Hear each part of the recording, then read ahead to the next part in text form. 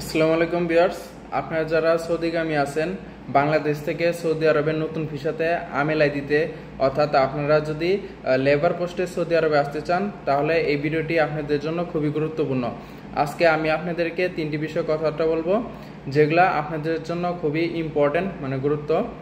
আর এই কথাগুলোর মধ্যে ফার্স্ট কথা যেটা হচ্ছে, আপনারা যদি সৌদি আরবে আসতে চান তাহলে কিন্তু আপনাদের মাথাতে রাখতে হবে, যদি আপনি বাংলাদেশে ইনকাম করতে পারেন 30 থেকে 40 হাজার টাকা, অর্থাৎ আপনি কন্টিনিউয়াসলি ইনকাম করতেছেন, তাহলে সৌদি আরবে আসাটা আপনার জন্য প্রথমেই বলে দিচ্ছি বোকামি হবে। কারণ কিসের জন্য? বর্তমানে সৌদিতে কর্মসংস্থানের অবস্থা খুবই খারাপ।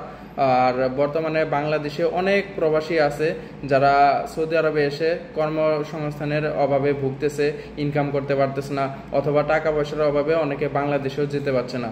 তারা যে দেশে যাবে তাদের কাছে ন্যূনতম টাকা পয়সা নেই।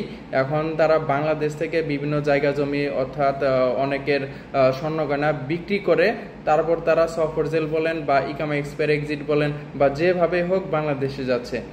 আর দ্বিতীয় যে কথাটা হচ্ছে তাকামুল সার্টিফিকেট, মানে আপনার আসতেই হবে, একান্ত জরুরিভাবে আপনার সৌদি আরবে আসতেই হবে। আপনার বাংলাদেশে কোনো কর্মসংস্থান, কোনো সিস্টেম আপনারা পাচ্ছেন না, আপনারা সৌদি আরবে আসবেন ইনকাম করার জন্য, তাহলে এখানে কথা হচ্ছে যে তাকামুল সার্টিফিকেটটা আপনার খুবই গুরুত্বপূর্ণ। তাকামুল সার্টিফিকেট ছাড়া আপনি সৌদি আরবে আসতে পারবেন না।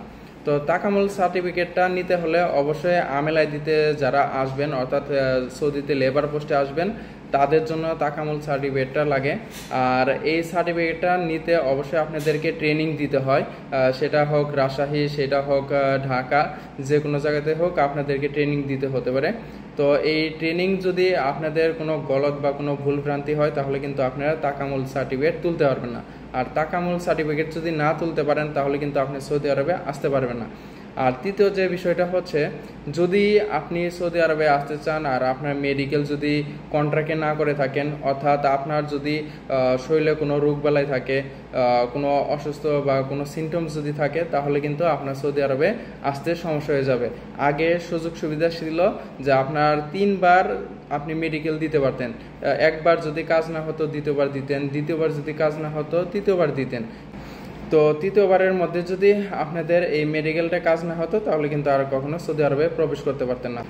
আর বর্তমান সৌদি সরকারের যে নিয়ম কানুন আছে, সেই নিয়ম কানুন অনুসারে যদি আপনার প্রথমবারে মেডিকেল যদি কোনো ভুলভ্রান্তি বা কোনো রোগবালার কারণে যদি আপনার মেডিকেলটা ফেল যায় তাহলে কিন্তু আর সৌদি আরবে আপনি আসতে পারতেছেন না। তো এই তিনটা বিষয় যদি আপনি মাথায় রাখেন তাহলে আশা করি যে সৌদি আরবে যদিও বাই চান্স আপনি আসতে চান তাহলে আর আপনার ভবিষ্যতে কোনো সমস্যা হবে না। তো আমার ভিডিওটি যদি আপনাদের কাছে ভালো লাগে তাহলে সবার কাছে শেয়ার করে দিবেন।